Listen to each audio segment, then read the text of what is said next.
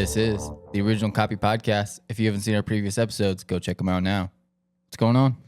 Not much. Been another enjoyable week since last time we talked. I put a couple bookmarks on our on my X account. If you guys want to follow us, look on the screen. You'll see our handles on the screen. But I got a couple bookmarks that I made. Some stuff that I wanted to talk about that I thought was very interesting. First thing was about NATO. So there's been a lot going on about like NATO and like if we should stay in NATO or not go in NATO. I'm kind of torn.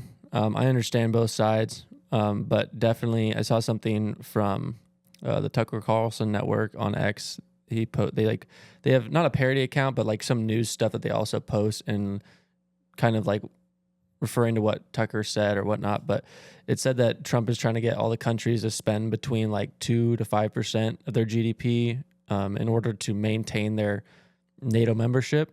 But like if they don't want to spend that, then the United States isn't going to defend them because it's like not worth it to us. Yeah. So I thought that was like a very big thing that's been talked about in the past couple of weeks is about NATO, especially with the whole Ukraine thing.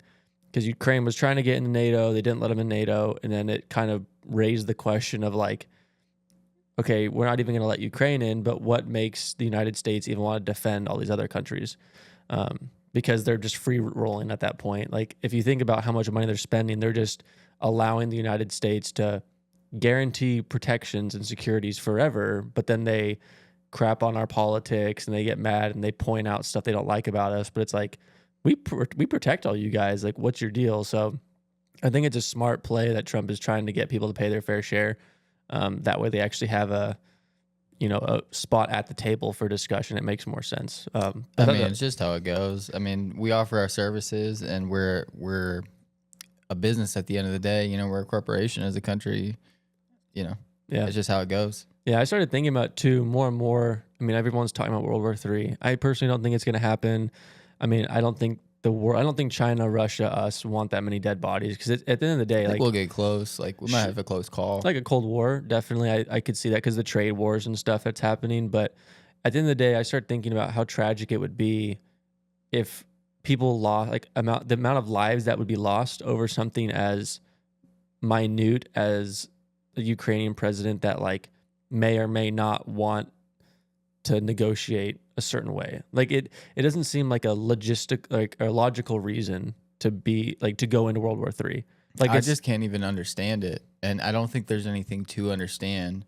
Yeah. Somebody would disagree, but it's like it's very clear that people are dying, and there's a solution to that problem, and he's just not cooperating, right? Yeah, and it's not just him; other people sympathize with that, but. Yeah. I mean, people can have their own opinion on the press conference that happened. If y'all didn't see it, Zelensky met with Trump about a minerals deal. And at the end of the day, like I was like, this isn't a hard problem. Like I get he wants to win. I get he wants to come out on top regarding Zelensky. He obviously lost a lot of citizens. Like he doesn't want to give up land and made to look like he lost a war. Dude, it's like, you know what it is? It's like he was the side character that became a main character last season, and now it's next season, and he's like getting cut out, and it's like he still is trying to act like he's the main. You don't have a real place here. Yeah, it's like from my point of view is people want there to stop being dead bodies, regardless if Russia wants. It's not a bad thing if Russia also wants to stop losing bodies. People make it think like, oh, well, because Russia wants the same thing, that's bad, and we can't help them. But it's like, there should just be no war. Like, this is ridiculous. Like, obviously them invading, I don't agree with. It was bad. Like, Putin's reasons, no one's going to understand why he's doing what he's doing. But like, if there's an opportunity to stop and both sides are willing, not saying that they want to stop, but if they're willing to stop and then the United States can broker a deal, why is this so hard? Like to get to a resolution? And to me, it almost seems because like what you were saying though. He like wants to remain the main character. But there's nothing supporting him at this point. Like, he literally doesn't have any cards to play. Yeah. Trump was 100% right with that. But I think the biggest deal is that Europe is just in between us in Ukraine, and they're like getting in the middle and sympathizing and like letting all this world opinion be dictated by what these people in the middle that don't actually have any involvement in. They're not in the war, they're not getting invaded, and they're not funding this. We are, you know. Yeah. So they're trying to tell us what we should do. But meanwhile, it's super hypocritical because the people that, you know, basically don't want war the most, you know, on paper, don't like guns the most, or are trying to be the most safe, are just saying, oh, we should be going and fighting their war. Yeah. And that doesn't really make any sense. Like, just because somebody got themselves into a war, and it's like, you know, some people would say, you shouldn't put it like that, like they got themselves into it. You chose war at a certain point. Like there was other options. You didn't want to give up the territory. You didn't want to give up power. You didn't want to give up structure. It's like you chose to fight and to be a war, and that comes with the price of like lives. And so people also don't realize, okay, so like Ukraine got denuclearized. Like there was, I forget how long ago it was, but basically because they were so close to Russia, they had to give up their nukes. And I think the United States was like, or the EU was going to protect them. They didn't. When the war started in Russia and Ukraine, I think it was like 2022. There was like peace talks that they were going to come to, but the EU told Zelensky to like rip up the peace negotiations. So like people keep saying like, oh, like this is ridiculous. How could Russia do this? But if you go back, is that the same? Is that where he's lying in the most recent press conference with Trump, where he says basically, you know, we had peace treaty and then Russia broke that, you know, basically. Is that the exact same time that he's referring to? No, he's referred like, so this was like maybe a month or two after the war had started. Mm-hmm. They were basically, Russia retook a piece, like two pieces of land. I forget what they're called, from my understanding. And then they were like, okay, let's talk peace. And then Zelensky was like ready to do that. But then I think it was the European Union was like, what? Hey, don't do that.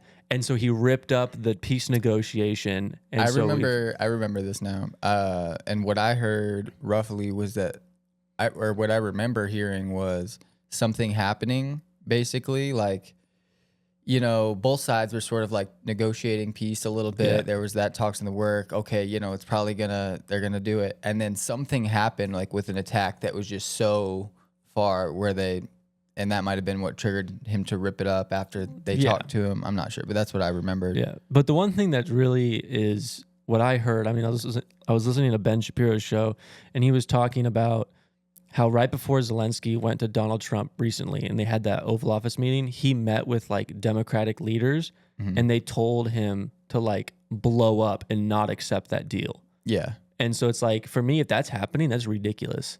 Like, but obviously that stuff happens. But then it draws me into conspiracy theory of like, people want to be in war. Like there's a reason why, like, and this is a conspiracy, by the way, everybody, but like, Hunter Biden's involved in Ukraine, right? And so was President Biden. And now like they don't want the war to be over, and he just left office. And then his Democrat people are telling this guy not to end the war and to like not listen to Trump. It's almost like you have Biden vicariously working through all these people because he hates Trump.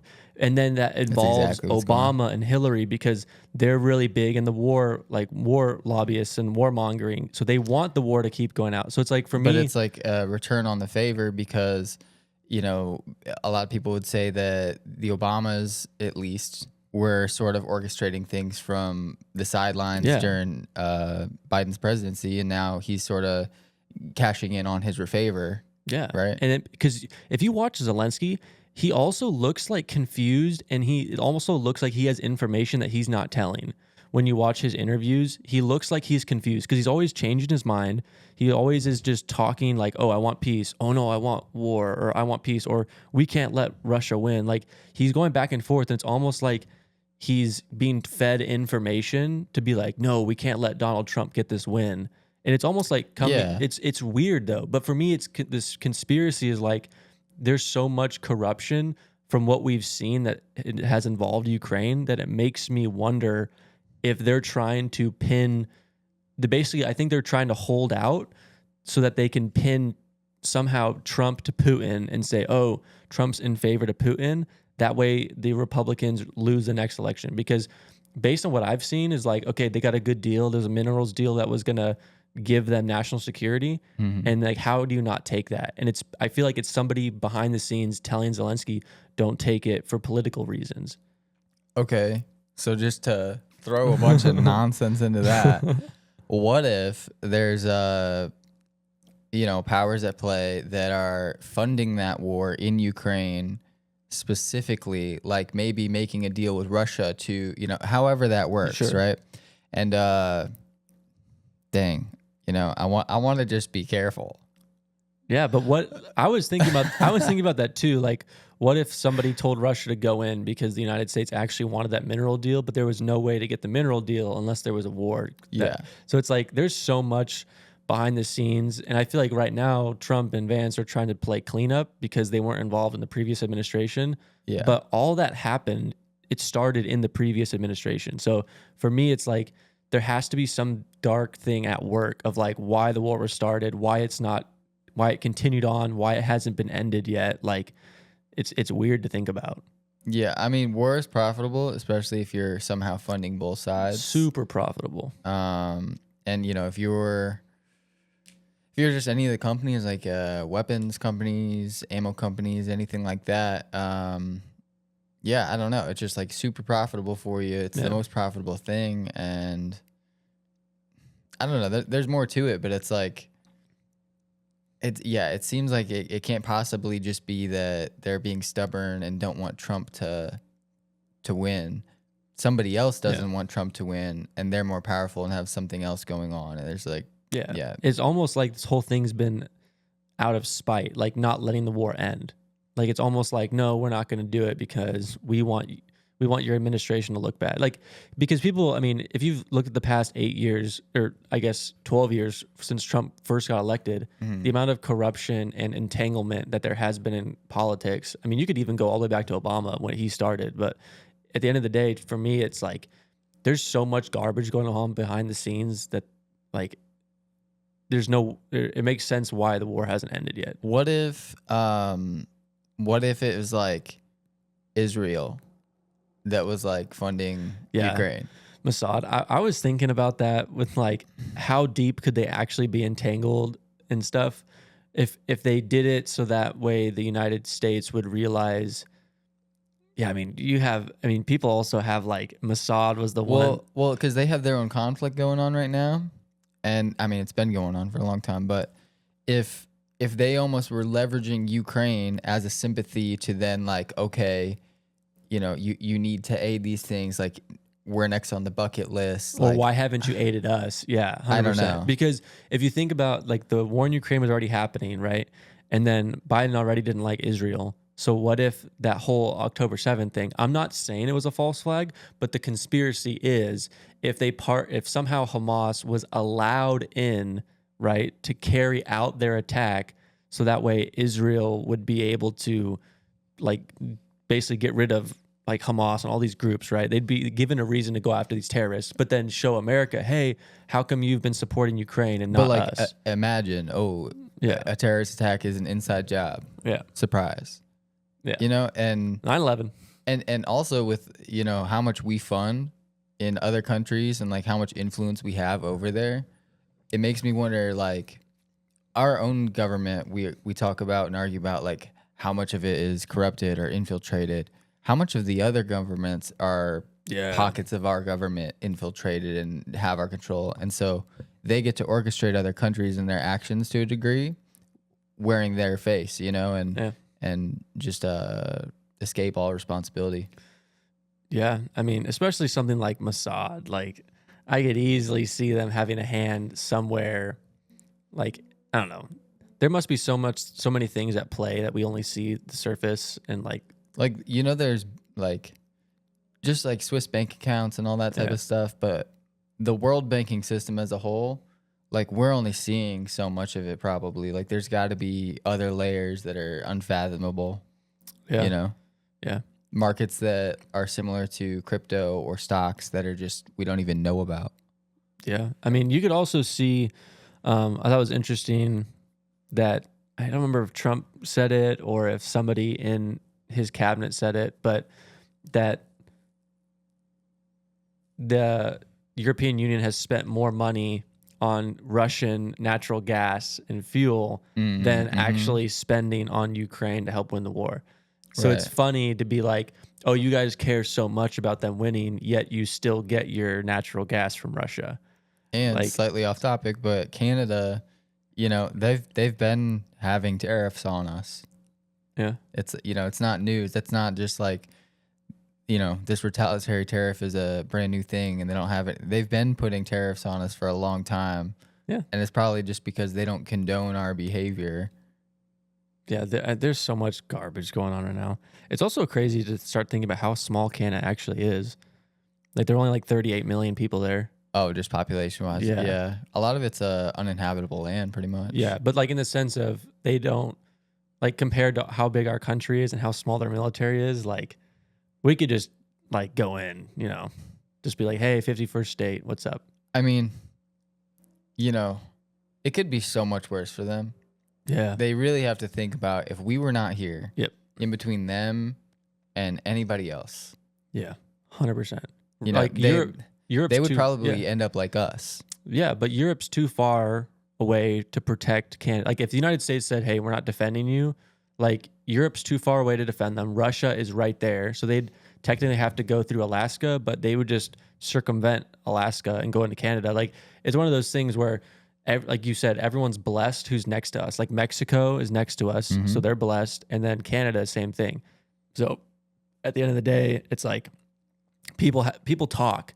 They talk so big, but it's like the reason you're talking big is because you've been given this freedom from a country that you're crapping on. It's like crazy. Like, Canada is the wildest one because Europe likes to talk shit because they're over there. Yeah. But Canada is right here. Yeah. And it's like they just forget so easily because they buy into this woke stuff that is another product of our country. Yeah. Like, they buy our product so much they believe it. Yeah. And something that's also really funny to me is you have, like, besides the European football leagues, right? You have like hockey, baseball, football, these big sports that a lot, like basketball, for goodness sake, these sports that the United States puts on as entertainment for the rest of the world. Oh, yeah. Like Canada, they have a professional baseball team, they have hockey teams. It's like, if the United States didn't have those, you guys wouldn't have this big industry of sports over there. Like, so like the world has, football, like soccer. Yeah. And that's their thing outside. I mean, maybe, I don't know. I guess They have, like, rugby's cricket. pretty big. Yeah, cricket and rugby, yeah. But yeah, I would say, yeah, outside of soccer, because that's really where all the views are for them. Yeah, they're they're buying our pay-per-view. Yeah. I don't know if they're into American football, but they love basketball in like every country. Yeah. So. Yeah, but it's like these countries who are crapping all over us. I mean, you saw the whole thing where they're taking alcohol off the shelves, which, by the way, is the dumbest thing, because that store would have had to buy that alcohol. So them taking it off the shelf is dumb because you can't just resell it back unless they ban the sale of United States alcohol, which is dumb because you're just killing business over there because they already bought it. But aside from the fact, like, people booing the national anthem, people saying, oh, America sucks, it's like, if we just said, okay, then you're on your own, what are you going to do? Like the reason you are what you are and you have this like proud mindset is because the United States has given you so much. And it's like all these countries, I think, are soon going to realize, oh crap. Like, if we defend in NATO, if we defend all these countries and we stepped out, they'd be like, oh, like, we could easily get invaded because we just have no defense. And for me, it's like, I think a lot of countries are going to start realizing, like, they need to know their place. And their place wasn't talked about because it was an understanding, but then they started getting into their head. Yeah, well, I think, we let them have their way. That's always how it is. It's like the people that set things up, it's like they make all the rules for a reason and they understand them and why they're so important. And then, other people have issues with them and you start making exceptions for stuff. And, eventually you just let people have their way and it's fine. We'll see how far that gets us, And then all of a sudden, that's not working out. Like, it's just not working out. Everybody's going to snap into gear. And right now, I think they maybe think people are just talking. Trump is talking, JD Vance is talking, Elon's talking, but they're not really doing anything. They say they're cutting spending, but what does that mean to me? I didn't get any money. I didn't get a check. Yeah. But pretty soon you can't argue with the results. And I almost wonder if we don't really have time to be playing around. Like we kind of just need to like snap everybody out of it and just like show them what's up, because somebody needs to step up to be a leader in the world. You know, not that we need to be the ultimate one world government, but like somebody needs to be an example of what's going on, because things just get wicked. They get more corrupt over time. You know, like what's happened to our country. We've been poisoned so much. And like even our like entertainment, which is supposed to be relaxation and all the healthy things, are just poison and toxic. And so, you know. Yeah. Also, I just took a minute to look up, but like in the kind of in the sense of what we were just talking about, Great Britain is like telling Apple, like, hey, we want you to have a back door into our citizens' phones so that way we can spy on them and arrest them if they're doing something we don't like. But so it's like that country, their GDP, I just looked up, is like over $3 trillion. Apple's net worth is like $3 trillion. So it's like you're telling an American company who's worth the same as you how to act. It's like if the United States, if Apple withdrew from your country, it's not going to have a big effect on them business-wise, but it would have a huge impact on your market.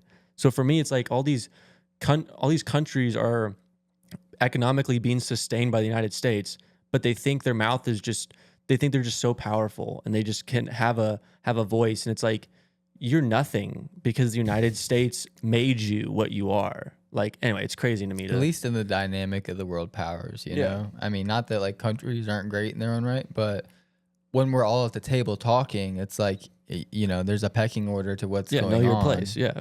Not everybody can talk at the same time. Yeah, 100%. So, you know, it's just how it goes. But you know what I was kind of thinking about earlier, actually? What's up? Was there's that game, Path of Exile. It's kind of like Diablo, but it's a MMORPG, right? Okay. And what's MMORPG for? It's a multiplayer, I don't know. What? It's like a massive multiplayer online role-playing game. Okay. And so that's you know, it's a video game where you kill stuff and you make a character and you build them up to be a certain type of way. And that's kind of my point out of this whole thing. Basically, there's a lot of games like this. World of Warcraft, doesn't matter. Yeah. But you play these games and you make a character and your character has a build, which is where you invest into certain qualities, right? Yeah. And I feel like a lot of people, like, they invest into, they start making their build for their real life character, right? Like their personality, their whole life. They start investing into certain things and then they feel like they can't invest into anything else because they've pigeonholed themselves into one thing. They don't know how to, you know, invest into other aspects of their life, or, you know, maybe retract and just like, I guess my point was like, there's so much, I don't know what my point is exactly, but like, you know, just in life, it's like you have a build and it's like, just because, you know, you start working on one thing, and this is, I guess, what it is. People start working on one thing in their life and they get so focused onto that, and that becomes, the more you do it, it becomes your identity. That's all you've done, right? Yeah. And so the more that becomes your identity, the more you focus on that. But what if this whole thing is just not moving in the right direction? What if just one other thing would be more beneficial to you? And so just having one other small thing that you like invest into or spec into or just focus on in your life will maybe even help out that one thing, because you never know how these things could interact down the line. Like I went through a period in my life where I was just teaching myself a bunch of skills, and I still do it all the time. Anytime I can get a chance to pick up a new tool to use, like I always do it. But later you learn that these things sort of go together and help each other out and become more useful. And then some people also, the fear of the possibility, like there's all the options on the table, but then they don't want to invest into something because then they feel like, well, now they can't do any of these other things. So they always stay at that like first level of options and never find out like what, what the complete transformation ends up as, like what the result of the hard work is. It's like they might have tried everything, think they know it all because they've, had every option one time. But yeah, it was just something I was thinking about. Yeah, I mean, I think a lot of people don't change. I think the thing that they change more is their preferences, because nowadays, like kind of like you were saying, people want more tools. I think nowadays, or used to be, people wanted more tools because it was more beneficial to your life, like learning how to change a tire, change your gas in your car, or your oil in your car. Kind of that like more handyman stuff or stuff that's more practical. I think a lot of people now are not doing that stuff, but they're changing their entertainment preferences. So they're basically doing like storylines, like I want to be a part.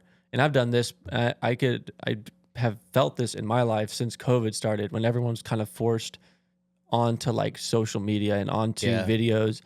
A lot of stuff went away of the practicality of like stuff you want to learn, that you want to teach others, stuff that we would have done in the early 2000s, kind of like the stuff I just mentioned. But nowadays it's like, oh, I want to be involved in this type of entertainment, this. So like video games, I want to be involved in Minecraft, and I want to be involved in this sports team, and I want to be involved in this type of politics. Like I feel like people are now going to those things instead of trying to build their character. Mm-hmm.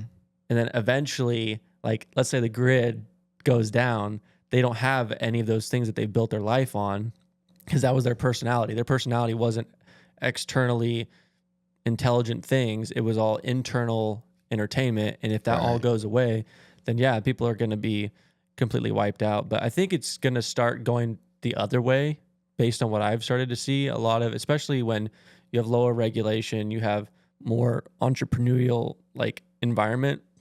I think a lot of people are going to start realizing, oh, this entertainment is fun and it can be a good thing, but this isn't what it was about. It was the whole point of your phone, the whole point of YouTube was to be like, oh, this is something fun, kind of like cable, like you used to watch cable, but there's these things that you need to be doing. And I think people are going to start going back to, hey, I need to be working. I need to be learning how to do these things, practical things like, learning how to shoot, stuff like that. Like, I think people are, at first they were doing this, internet's new, anybody can make it. And it seemed like anybody could make it. So now everybody tries. Now that everybody's trying, now everybody can't make it. So it's like people went from, okay, I could be, like if you were an original YouTuber, you're pretty much set. 100%. Just like anything, if you get in too late, now you have to work for another successful YouTuber to maybe like work on this second channel as this thing, or get in as an editor, or however people can do it. Or maybe you have to start on TikTok because you're not at a full, whatever it is, right? Yeah. And no diss to any version of whatever anybody's doing, but it seemed like people became complacent with just like these close enough roles of like they'll do anything to just be somebody that does something. Yeah. And it stopped being so specialized, and now they're not really getting the skills. It's like they have good social skills. They could, that could transfer to something. Sure. But as far as anything practical, I think that kind of disappeared. But then that creates the need where everybody now, it used to be like you could look up some very solid tutorials and advice on everything. Now it's like it's tough to find stuff because you go to tutorials, you're getting ads, you're getting all this whatever, you're getting scammed on a tutorial. Different things. And I think now there's a need for good quality stuff, and the people that step up to produce that stuff, like the floor is open for them. Yeah. So definitely. We did have a good range day today. Yeah, it was super solid. Obviously we're not necessarily new shooters, but by no means are we Navy SEALs. Definitely not. So, but it's also one of those things that, like, let's say I can use bowling as an example, like going bowling. Mm-hmm. Like I've gone bowling my whole life, right? And it's like I didn't go often, but I maintained the skills necessary to go bowling. But just like shooting, I've shot my whole life, but I didn't shoot all the time. I knew how to pull the trigger and stuff. But now that me and you are getting more into shooting, it's like you're learning the small things and like learning the fine tuning, and it's like super exciting to see like the improvement from both of us. I think it's crazy because we've been filming everything and just watching it back, you just notice so much. And like there's a lot to think about all at the same time. When I'm at just a normal indoor range, it's like you have all the time in the world. You're literally, the target doesn't change, your stance doesn't change. You just kind of lock in, get in that groove, and it seems easy to an extent. But just like, I don't know, the practicality of like having a timer or a stress, all the pressure really gets to you, and there's so many things to focus on, and maybe you notice something, last round or last couple shots, and so you try to focus on one thing and then you slack on another thing. It just makes me realize how much progress there is, which is really cool. And I don't know, I'm just excited to improve on everything for the most part. Yeah, me too. I mean, especially just the opportunity to get to do content around shooting is going to be super fun because it's like learning how to do the content and shooting Yeah. is super fun. But just the aspect of getting to be outside. And I mean, you talked about being at the range, and that's good and dandy, but like adding the extra elements of being outside and your targets are now moving, like that makes you just a better shooter in general, and also puts you in a mindset of like, I have to pay attention to my surroundings. Like, what would it be like to actually shoot outside? I think that actually the biggest thing was the muscle memory, because that's what it is when you're at the indoor ranges, everything's easy because you can think about it all, get set, and just do that one thing. But then when you have things in between, when you're outdoor setting something up, and you just like, it's where you forget those things that I was talking about. That's the muscle memory, because it's like, what do you default to? What do you go to? You practice so much indoor, you make bad habits. Just not even being able to draw from a holster, not dropping mags indoor. Yeah. Just a lot of different things. But it's cool because it's exciting and it's different. Yeah, I mean, it's something that I've never really had the opportunity to do before. I've always shot indoors. I've only shot outdoors a handful of times in my life. So getting to go outdoor now regularly is just a huge eye opener, just to like the insecurities I have about shooting or the deficiencies I have. You really get to experience it all in real time, because you realize, oh crap, like I messed up. Okay, I'm just going to redo that and start over. Whereas if you're indoors, you don't get that opportunity to run around, move around. Everything's a controlled environment, and you almost get like complacent, and it's like, oh, I think I can shoot on target. But then you get outside and it's like, can you actually, like, because it's different when you have a glare, or it's like sunny or it's cold or whatever, you're not indoor. Like, so it's a good learning experience for sure. It definitely is. Yeah, I'm pumped to get some more footage and videos up there. We got a channel, actually. If anybody wants to check it out, go subscribe. Go give some likes and comments. Perfect Zero TV. That's Perfect Zero with a zero. But yeah, it's a good time. Yeah, I'm trying to think of the other bookmark I had, but it was in regards to like the hostage situation and like Israel and stuff with like Hamas. Like, I don't know. I feel like they've been talking about this for a while, and I feel like nothing's like really happening. But Trump, a guy, got on his Truth Social thing and was like, "You guys better give the hostages." But I'm like, I thought this was supposed to be done and over. Like, there's a lot of stuff, like especially with like the Epstein files and like JFK, MLK, RFK, and like the whole hostage situation. I'm like, there's a lot of things that like aren't being taken care of that I thought were gonna be. Okay, so what if the agenda is to just push it all the way? Just see what happens. Just push it, because then Trump is in the driver's seat when it crashes. Like when he has to do something, he's the bad guy. He's going to get the label, Yeah. And then they could blame World War III on him. And we all know by the end of a world war, you could rewrite history if you want to. That's one thing I was thinking about. I think I was actually talking to my wife about that. But if they can push this war out so that it starts at World War III, then they can blame Trump for starting World War III, and then they can blame Republicans, and that way they're like, oh, you guys aren't ever going to get elected, because that's all. Like they tried doing that with January 6th, right? They were like, oh, this is insurrection, this is worse than the Civil War, stuff like that, like all the headlines. I think that's what they're trying to do now, and that's what we were talking about at the very beginning of this podcast, is like, if that's the case and they're trying to have Trump be the one who's president when World War III happened, That way then they can blame forever. Because imagine if you got to blame a president for World War II. It's like no one's going to vote for him, right? Like you could see how many people despise and hate Hitler for what he did. And that's like during World War II. So it's like they're trying to do that with Trump. It's like, oh, all these mass casualties, regardless of who starts the war, they're just going to try to blame it all on Trump. So it's like I could easily see them trying to do that so that it gets started, which sucks. And a war is bad enough, but what if everybody's sort of like Europe in general is sort of they pretend to be our allies, and we'll see what happens here with NATO, but they pretend to be our allies, and if we go to war and that's the supposed truth, but they end up working behind our backs because their opinions are malleable and that sort of thing. It's like, what an unfair game for us to play. Like and so then it begs the question of like, how fair do we have to play if they're not playing fair? But everybody's perspectives is going to be, how they do it with propaganda. It's going to be bad. I think the only reason that there needs to be a perspective is because if World War III starts, the amount of people that are going to die is going to be overwhelmingly Americans.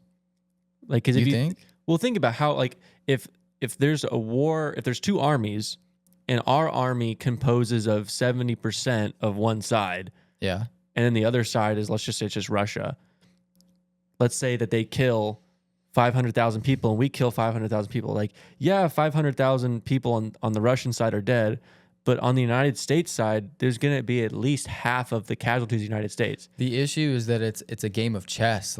But who actually wins in the game of chess? It's like, it's your queen or like a good piece that actually knows how to move. Basically, that would be a tier 1 special operator unit that is just so up to speed. It's a small group of guys. They just go in, know exactly where they're going, have good intel, and they'll win the war just like that. But you can't just do that. You have to set that up. You have to find the right opportune time. So all these pawns are going to get sacrificed in the meantime. It's really just a question of how quickly and how drastically do we want to end the war, if it did start. I think that's the only question. Yeah, and then also people have to start thinking, okay, if we do go to war, what does victory look like? Because to me, victory, like, okay, let's say the war was between China and Russia, right? Let's not even just hypothetical situation. Okay. Let's say it's between China and Russia. If China wins, Putin is dead, and Russia becomes absorbed into China. That to me is what victory means. It means that this side doesn't exist anymore and there's a new leader and it's now a providence of this country. Same thing with Russia. If Russia wins, Xi is no longer in power. It's no longer the communist, Republic of China. It's now Russia, basically. So I think it doesn't make sense for a World War III because it's like, okay, what's going to happen? Because if there is a war, Russia's still going to be Russia. Maybe Ukraine doesn't exist at that point, but the United States is still the United States. So it's like, I feel like wars used to be fought for a victory, but now it's like, it makes you wonder, this is just so that money gets poured into weapons development and stuff. Because I don't see either side having victory. Because not a true victory. Yeah, and at the end of the day, I don't personally think anyone's going to use a nuke because a nuke is also going to bring harm to your country because the other country is just going to drop one on you. So it's like, I mean, you have to do something with the other country's people. Yeah, otherwise it's like, okay, you're just becoming that new government, helping these people out, doing whatever. And because there's such a large population of those people, their influence and culture will ultimately prevail in that region. It's like, so how long does that even, and how important is that even? It means nothing. Yeah, because the war in Ukraine right now, the whole point of victory for Russia is they're trying to get more land. Yeah. But like if there was World War III, what is being fought over? Because it's like at some point the European Union would have, and United States, like let's say there was World War III, they'd have to go and dissolve Russia. Like that would be what victory is. And that's like, I don't think anyone wants to do that because like, what are you going to do with Russia? Like how bad is it to live in Russia? I think it's cold. I mean, I think it's cold, and of course there's poor regions and stuff like that. But like in general, I think it's really not that bad on the scale of like how countries could be bad living there as a citizen. I mean, and so I don't know, just thinking about it, like, Ukraine really doesn't have any money of their own at this point. All they have is these resources that they're trying to bargain with. They don't really have, any real allies other than us. And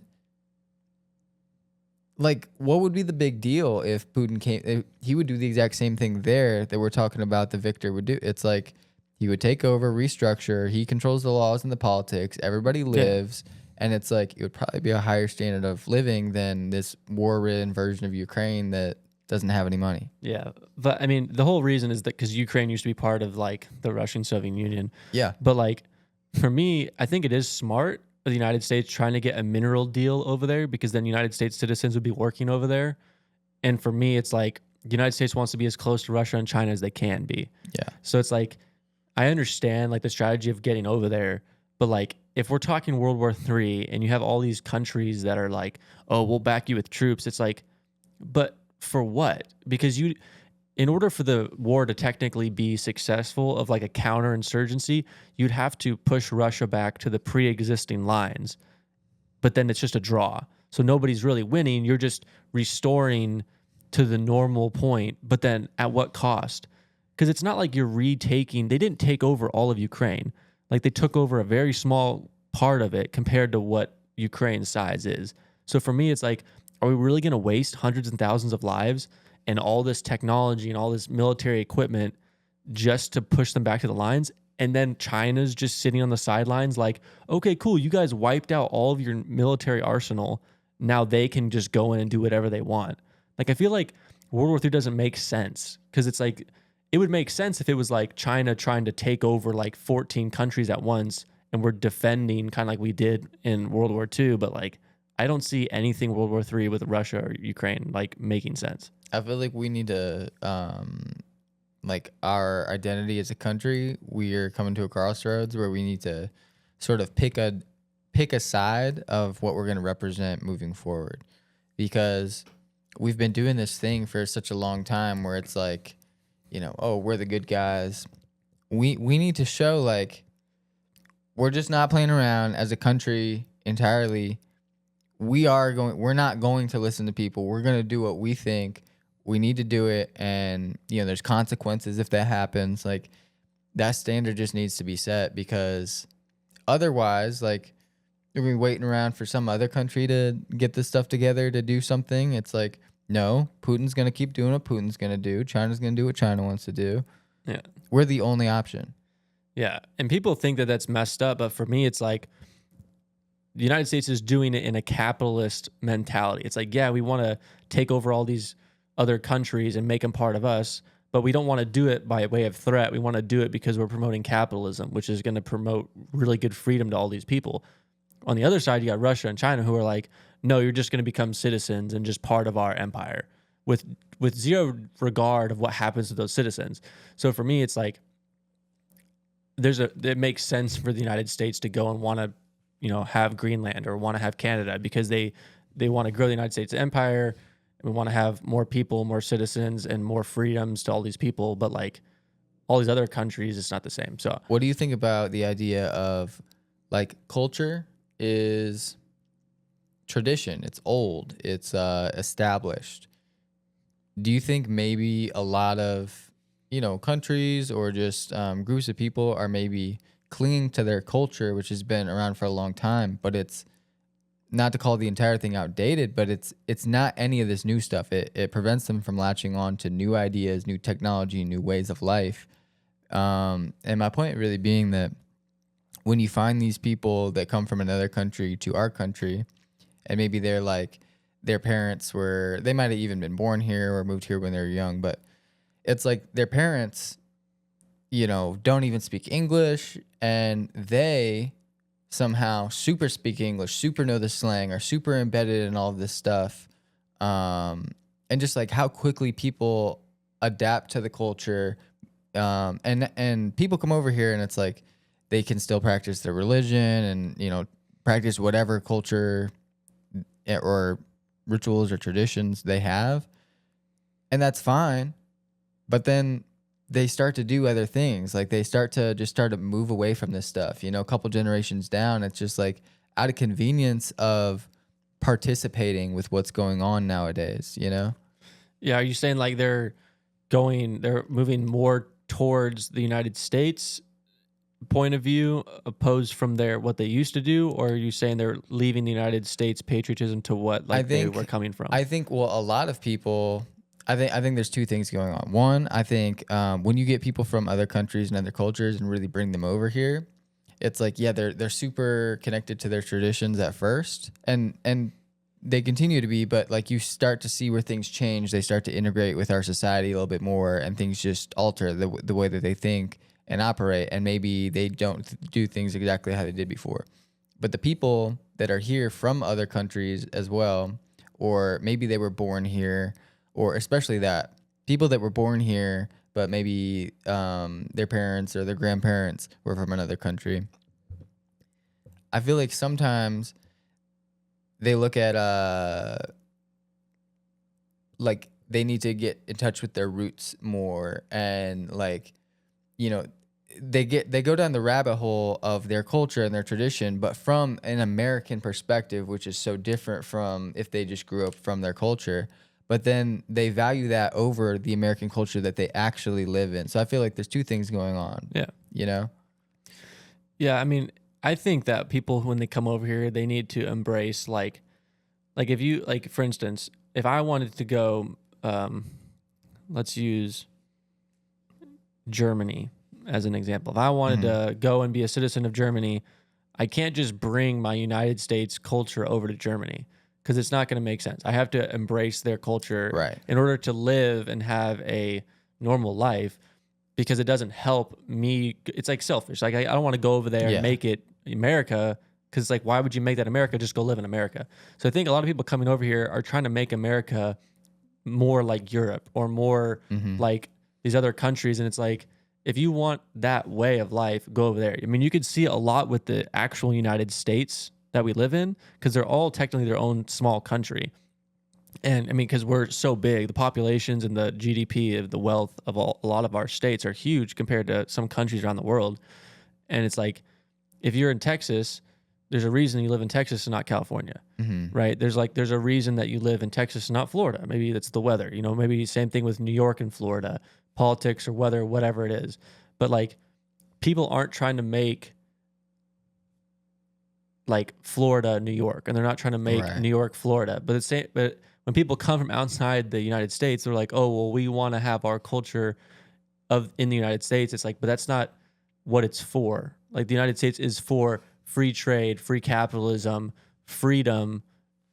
But it's not like we're not trying to bring these cultures, or not even that it's the culture, because nothing's wrong with the culture, but it's like we're not trying to bring that country here. Right. Because it's like if you want that country, stay over there. But if you want to be part of what's going on here, then you can have your culture, but you can't try to change the United States culture. It's like okay, you come over here from Asia, you can be, an Asian American. You don't have to be, like diehard Cambodian because that's where you're from, and you just live that way of life. It's like you're not going to integrate. You're not going to get the benefits. Other people aren't going to get benefits from you, and that equals to like a net negative in your social economic value, and that might sound rude, but it's like we have issues in the country. Like for somebody to not participate is, it's baffling, especially to come here by choice and then not participate. It's like buying a ticket and then throwing it in the trash. Yeah.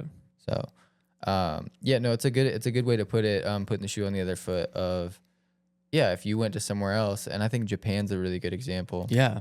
If you go to Japan, that American stuff is not going to fly. Like you need to embrace the culture, learn stuff, respect it, and it gets you so much farther. It's so weird too, because like the woke ideology nowadays is like two-sided. It's like, you can't bring in United States to Japan because that's going to ruin their culture. But then they can bring their culture here to the United States. Oh, but you have to be like accepting of it. And it's like, for me, it's like, there's no win-win or respect either way. It's like there's a reason why a lot of people are patriotic in the United States. It's because we're founded on certain principles and certain ways of life that we like, right? The ones that have been accepted and are currently the ones going on now. But if we're bringing everybody's other countries over here, we're just turning into a bunch of those small countries. Right. And it's like, that's not like the whole point of America is the giant melting pot under the Bill of Rights, under the Constitution, like under these things that we hold dear and true to our lives. Like, But you can't have a melting pot if you keep everything, you know, separate. It's like, if you mix all the colors, you don't have any of those colors anymore. yeah, And so that's the thing people fail to realize is like, for the benefit of like, you live in pretty much, I mean, but not by population and not by size either, but like the biggest country, the most successful, influential country.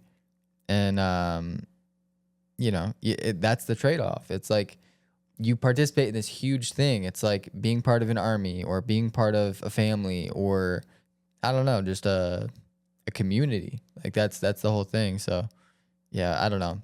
A lot of people just fail to realize the bigger picture. Like we need to go somewhere. We need to do something. There's supposed to be progress. And I'm kind of just sick and tired of all these like side stories, yeah, It seems like we have all this stuff going on inside our country from all these different angles, but like we never get to talk about literally what are we doing as a whole. Like Yeah. what is our plan for this year? It's like Trump said he's going to do a bunch of stuff, but like what has anybody else said? What does the rest of the government think? What do the people think about what we should be doing? Like nobody's contributing like they should, yeah. So Yeah, I mean, there's a lot of things that are like happening that he's talked about, like the border's happening, like the energy stuff is happening, which is really good. Those are big issues. I think the annoying part is like the whole Ukraine thing that's happening. Like, there's a lot of small things that like aren't supposed should have been already over, but they're still lingering.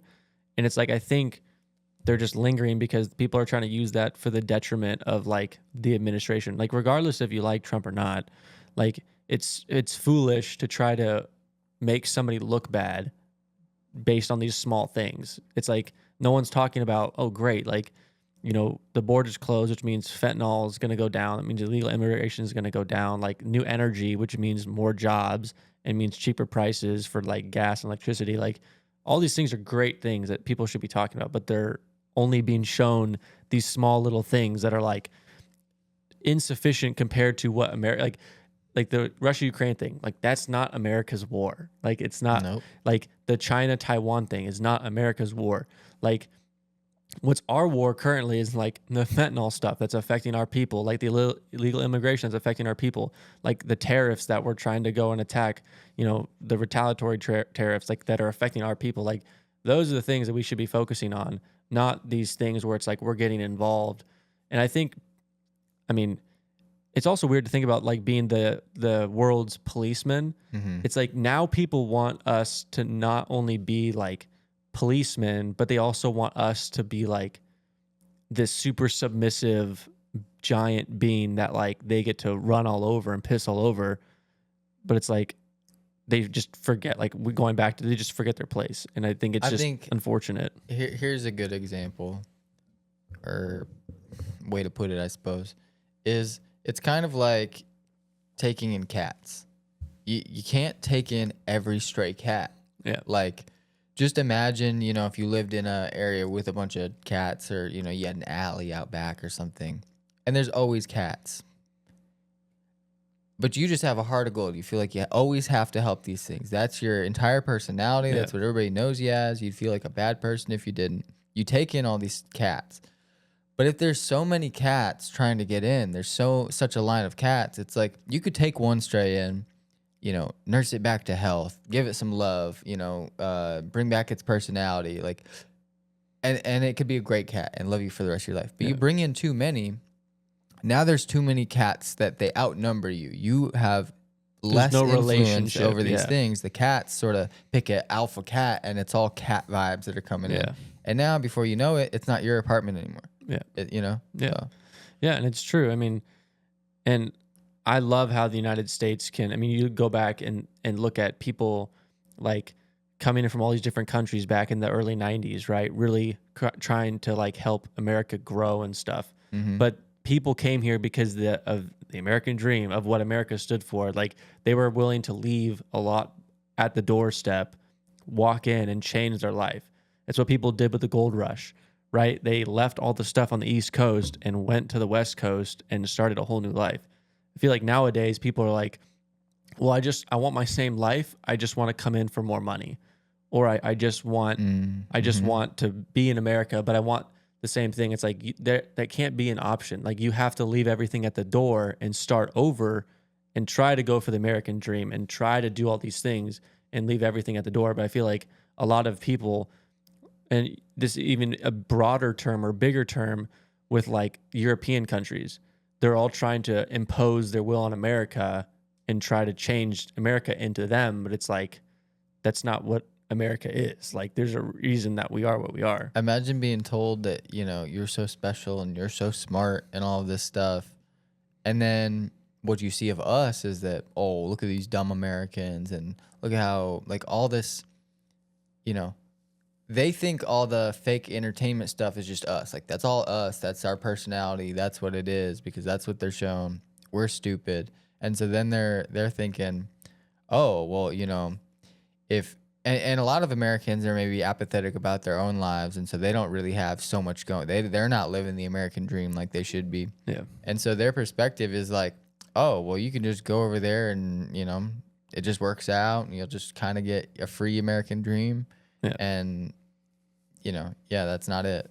You gotta pay your dues, and then you'll reap your rewards. Yeah. It's also interesting to think of like, imagine you were like a immigrant and you were like coming over here and you had the opportunity to chase the American dream. Like if it was me, I'd be like, cool, like new life, get to start over.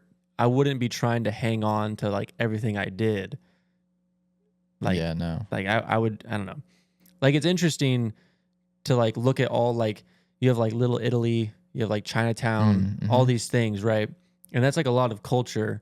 But I feel like a lot of people, it's like if you had that where you were coming from and you just reestablished the same thing there, it's like, to me, it's like a little confusing. It's like people are so strong opinionated about like their culture and stuff now, like especially with like U.S. politics, right? Like someone's like, oh, I'm all in for Ukraine. It's like, well, the argument now is like, if you love this country so much, or if you love the way of their politics, just go live over there.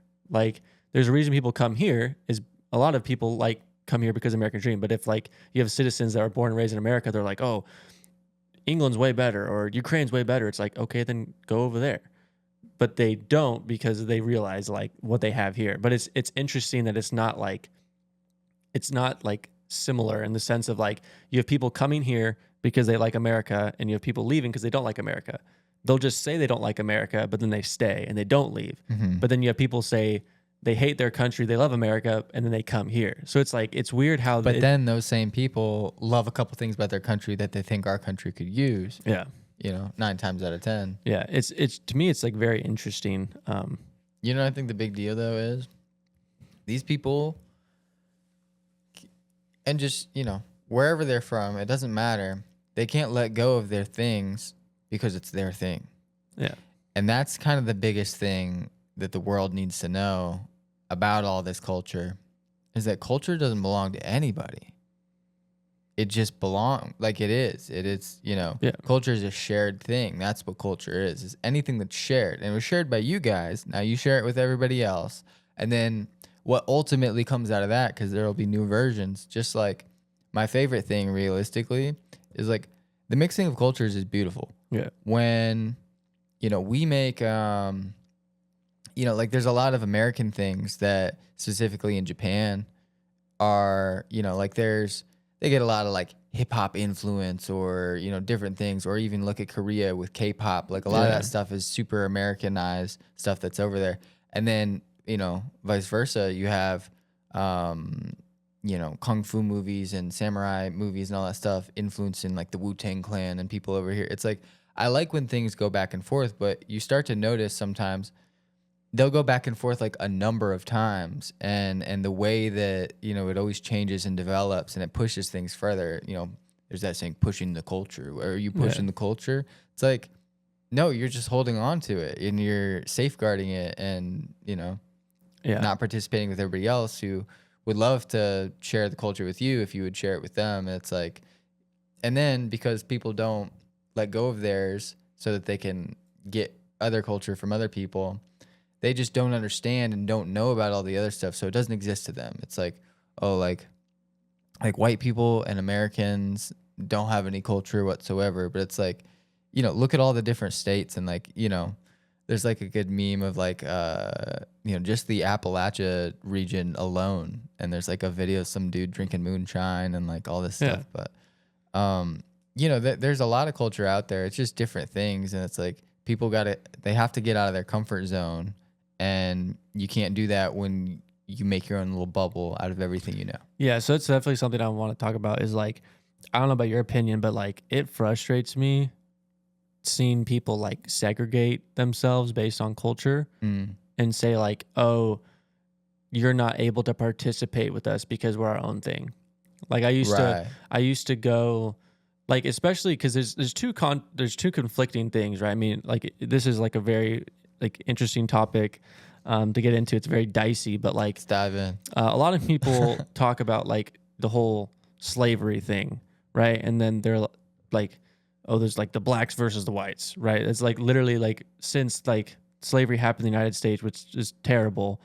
Like there's always been this argument of like, okay, so they like slavery and then they basically the whole integration into society, right? And then I feel like people re-segregate themselves for no reason. Like, like what a blessing it was that segregation or not segregation, that like the breaking down of segregation happened, that there was like the fusing of culture into the United States from like those sides back in like the early or whatever it was, the 1800s, whenever it first started.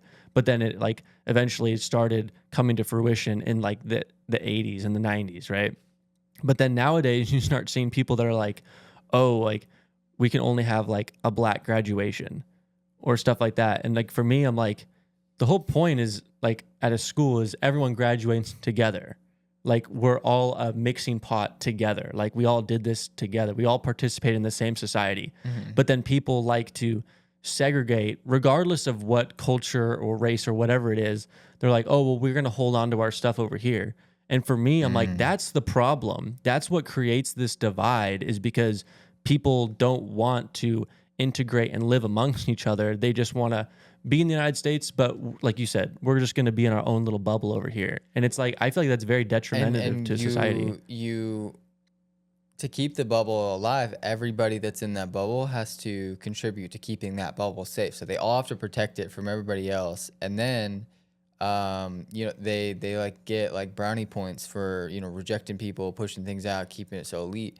But the other thing is, it's not just like, you know, like that's one, like, you know, being black. Like, you know, okay, you're black, check. Okay, you can fit into that bubble, you can participate, you have your card, you have access.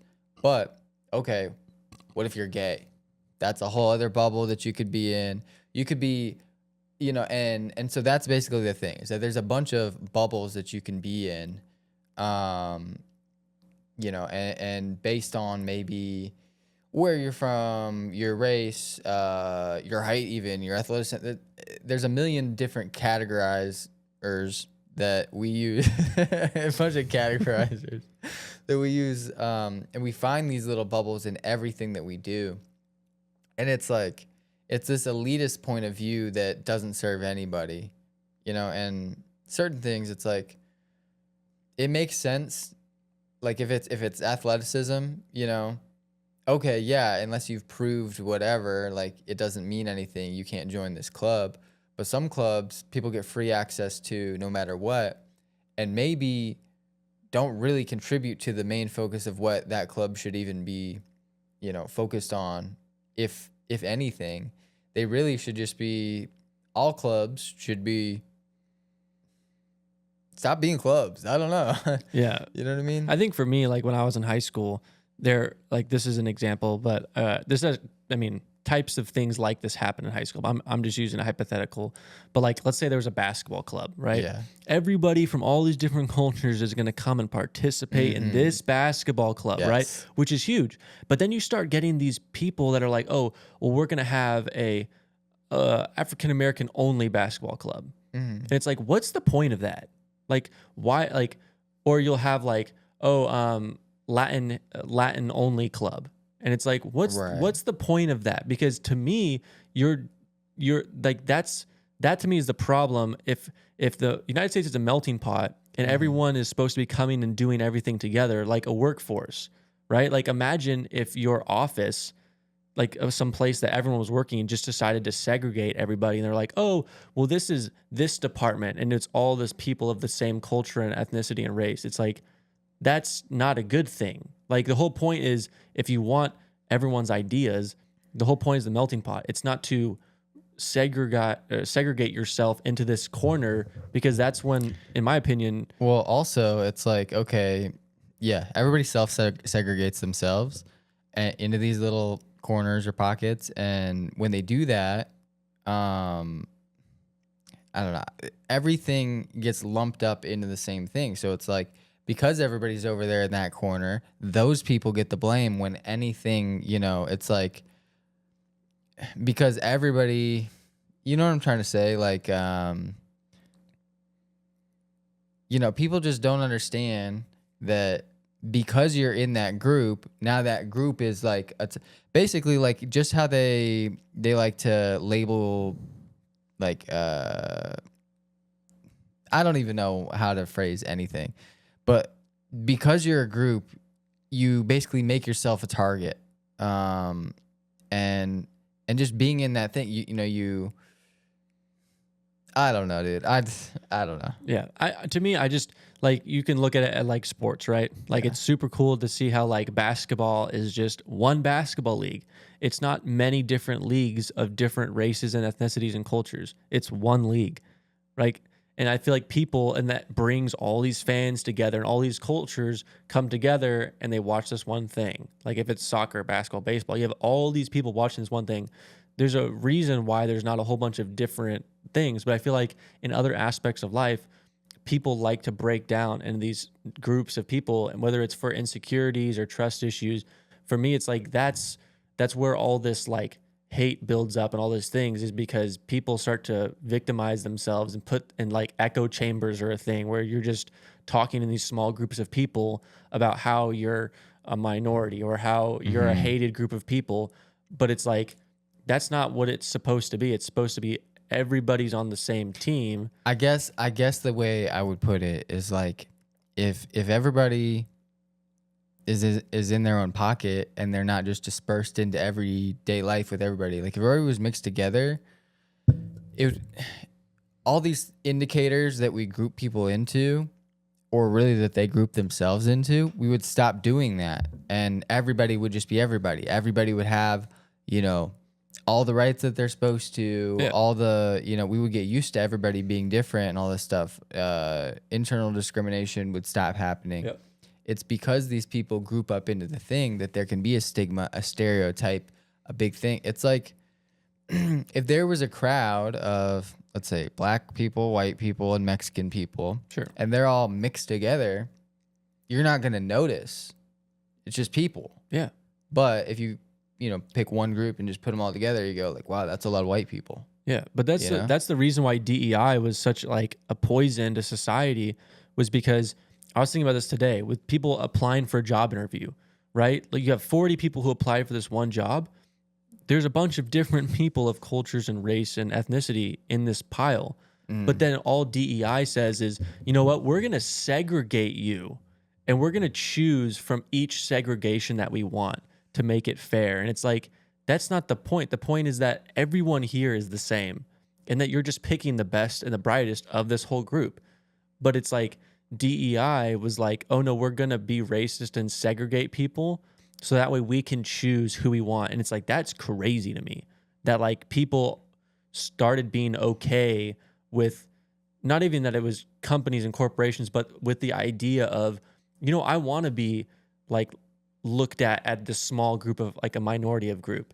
Like I want to be like segregated back into this thing so I can be chosen and picked. And it's like, to me, that's just wrong.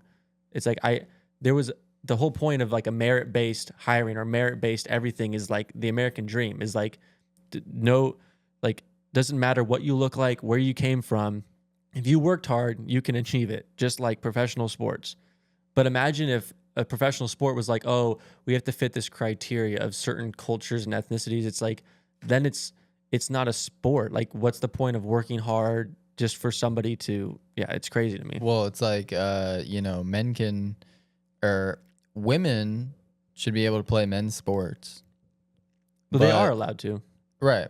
But the women's sports, men cannot play because that's a specialized little bubble that like Caitlin Clark wouldn't be Caitlin Clark in the NBA. Correct. Like it's just not, it's a different scale. But you're choosing to isolate yourself, go for a lesser greatness in your smaller pocket, right? And I think that's maybe the thing is that people feel like you can't win everybody's approval, but your culture, your people, you have this connection to, so you have an advantage to win over there.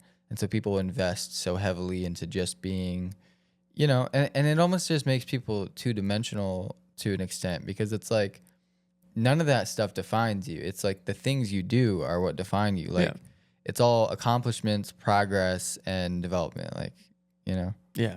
And when you do the same stuff all the time and you feel like you have it figured out the whole time and everybody else is wrong, you're just in the way because everybody else is trying to progress. Yeah. And this all sounds like rude. Like somebody will definitely take this all wrong, but it's like, I just like people that participate. I don't care where you're from, what you look like, anything. Like honestly, people could be trans. It doesn't matter. I'll treat you like a person, but the one thing is like, just be normal, be a participator, and normal is maybe a stretch, but be sociable and be able to work in the country and the society that you live in, and have some social grace so that other people can work with you, and that's gonna do you a favor, and it's gonna make everybody else feel better, which is gonna make your life easier. So, but that's the whole point is like those types of people that like they've created these echo chambers of like, oh no, I am a special person. You have to treat me as such instead of being viewed as like I'm normal, just like the person next to me, right? We're both on this mission to try to achieve greatness. Like this person's like, well, I'm special and I need you to see that I'm special. So therefore you need to treat me different. And this group of people that I'm now a part of like our ideology or what we believe, you have to treat us a certain way because, and instead of everyone's just on that path of like American dream, like this is what I'm going to achieve. People just try to, oh, well, I need to be treated different because of who I am. And it's like, no, you need to be treated the same as everybody else. Right. Like there is no, like the First Amendment says freedom of speech for everybody. It doesn't say, oh, for this particular person or this particular person. It's like everybody, it's all encompassing. So it's like, how can somebody have that mindset of, oh, I can have freedom of speech, but then internally they're like, oh no, but I'm different. It's just entitlement, and people say that all the time, and that's so common. Everybody knows it's entitlement, but what does entitlement mean? Where does that come from? It comes from not being checked on anything. Yeah. And that's all it takes is one quick check, and it just puts everything into perspective. It's like never being in a fight in your life and thinking you could throw a punch. Can you land a punch? Do you know how to throw a punch? Do you know how hard you could hit? Yeah. You don't know any of that stuff. And like, going up against a real challenge and real pressure and just finding out, or like, there's a good clip of, I think it was Joe Rogan talking to John McPhee, the sheriff of Baghdad, and they were talking about jujitsu and about how that's the most humbling experience that you could have is just being choked and just submitted by somebody else. It's just a big dude that's going to put you in your place and you can't do anything about it. Yeah. And you just surrender to yourself, to the fact that you're powerless unless you improve, do better, lock in and just do what you need to do. And the entitlement comes from, I've put myself in this minority, and because I have entitled myself, you need to treat me a certain way. Instead of saying, hey, me and you both have the same job. We both are held to this responsibility. They're like, oh, well, no, but I'm special. So I need to be treated like, for instance, let's say it's one person is they're both working on commission, and one person makes $100,000 commission a year and one person makes 20,000, because one person's clearly better and the other person clearly isn't. But then this person's like, oh, well, I'm special because of this group I'm a part of. So you need to make me earn the same as this person.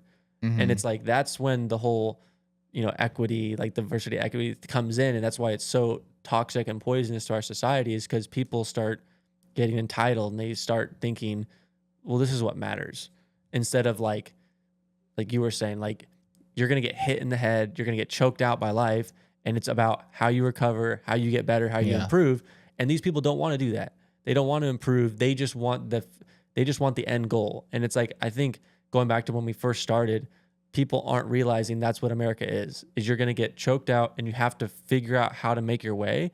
You can't just show up and be like, well, I identify as something and you need to make me the top because that's how I feel. And it's like, life's just going to hit you in the face, and you can't blame life for hitting you in the face when you weren't ready to duck the punch. Like life's hard. Like you have, like, it's nature. Like if you want to go and do the whole like natural selection, like you can go to the basis of like, there's a reason we wear seatbelts. There's a reason why we have sidewalks and we're not walking in the middle of the street. But the person who's walking in the middle of the street gets hit by a car and they're like, well, that's not fair. And it's like, maybe you shouldn't have been walking in the middle of the street. But also, sometimes people get complacent with all the safety stuff, and they forget why any of that's in place, and then that becomes dangerous, It's like everybody really needs to know the consequences of stuff, have enough experience to keep their head on straight, and to be alert of all the dangers. Yeah. And, that's really what it is that everybody is sort of in this half-awake state, low operation mode. Yeah. And if we all could just learn to flex our brain muscles and focus and juggle a couple of focuses and keep coming back to things, it's like, the safety, we don't actually need all of this safety if everybody was being safe. Yeah. And so that's the other thing. It's like, you're going to blame the thing that saves your life because you're not capable of saving your own life. Yeah. But if you just knew, how fragile everything was, you'd protect it yourself. And that's one of our biggest ideals too. Like, you protect the way of life. You protect, the things that make progress possible. Yeah. So. I mean, this conversation can just kind of, like you were saying, there's reasons why there's rules and there's reasons why there's structure to our society. And you can even go into like the Second Amendment. It's like, there's a reason why we have the right to defend ourselves and use weapons, not necessarily that we use them for attack, but that we use it to defend, right? Yeah. And it's like, a lot of people are like, oh, well, it's the gun's fault. Like the insecurity in the world is like, well, I need something to blame, and I'm entitled and I'm part of this group, so I'm going to blame this thing, instead of realizing like, hey, you have the same rights as I do, but you chose not to do it, or you chose a different way. Like, there's a reason that there's structure set up. And kind of like what we were saying before, if you want to walk in the middle of the street, that's your responsibility. But they don't want the consequences that come with the actions.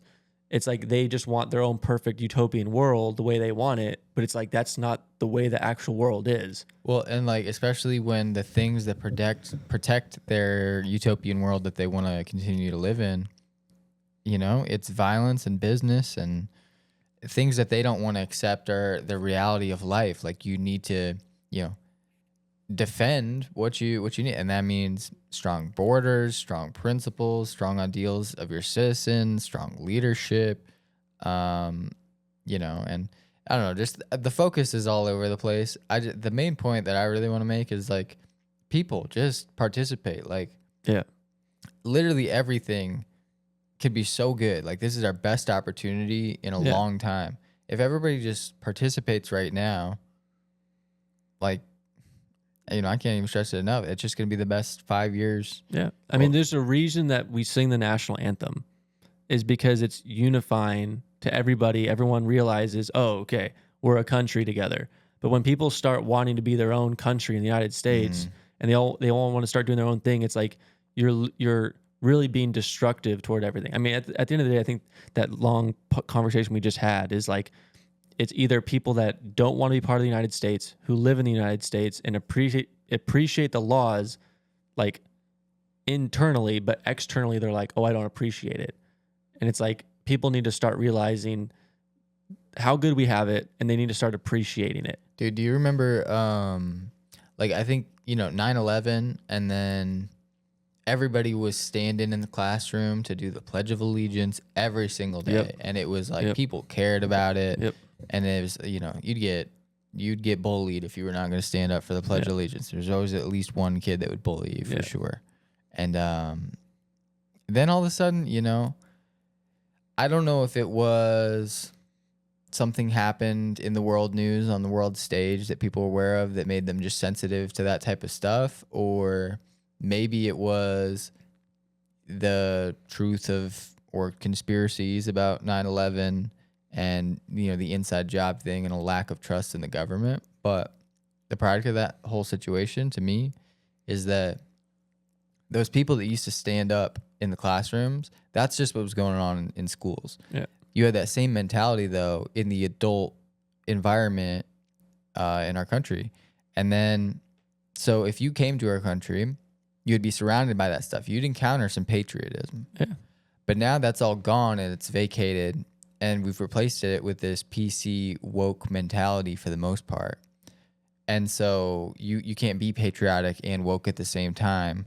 So all that's gone, and now, there's just so much space for other people to paint on, but it's like you can't let other people take over the space that you had, entirely, especially if they don't have the ideals of what this whole thing is supposed to be. It's like you were saying, that's for that country to be what it is. This country is what it is. You can't just come here and then not even buy it, not even, just take over and just say, this is us, but it's yours. Yeah. It's just crazy. Yeah. I'm trying to think that was a good topic, but just to get off topic. Yeah, for sure. There was another bookmark I had. Dude, do you think Elon's going to do something with the Mars stuff anytime soon?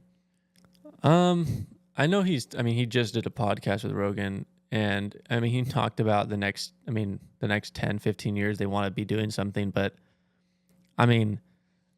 you think he's focused on the government right now and other things?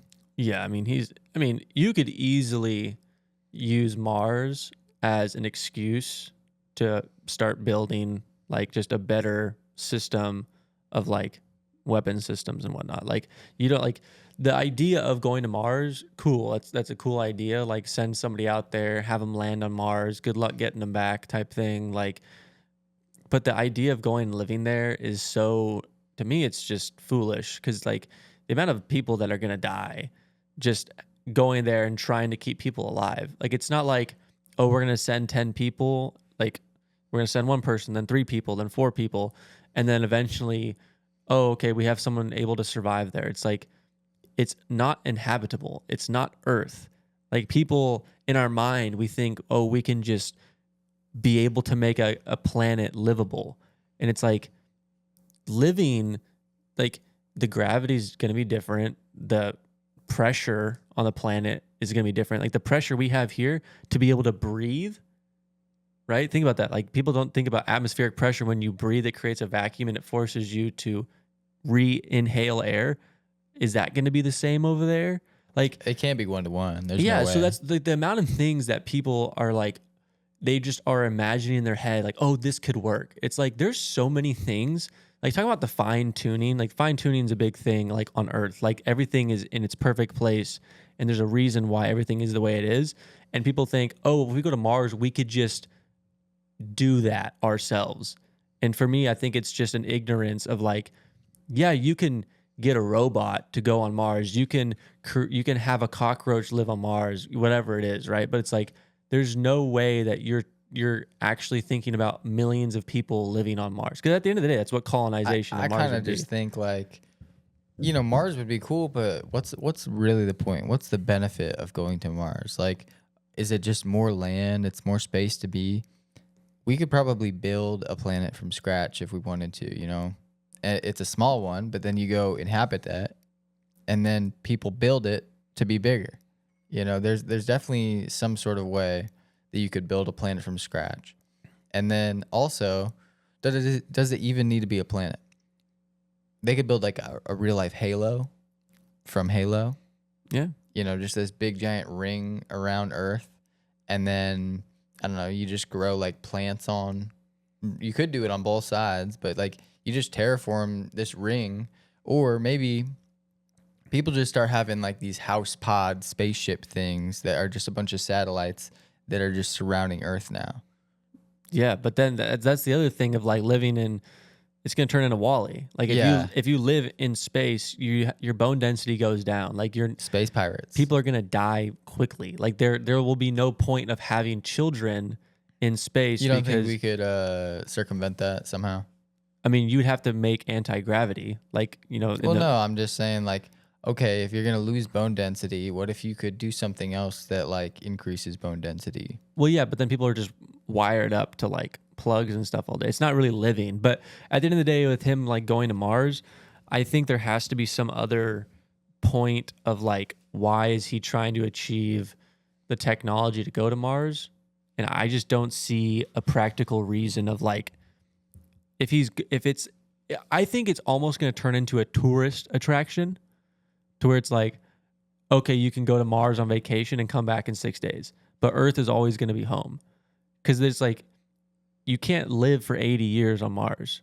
And it's like, even if they want to fabricate the whole thing and make it as close to Earth as they can, I feel like life expectancy would just go down so fast. It'd also just be boring, I feel like you go up there, Yeah. and then you're on Mars. It's like they're going to terraform it or something, but it's just a big desert pretty much. And you'd have to live underground because the conditions of it, because it's going to be colder than Earth. It's farther from the sun. So it means it's going to be cold. So you can't really live on the surface. You have to go underground. And then energy, how are you going to get energy there?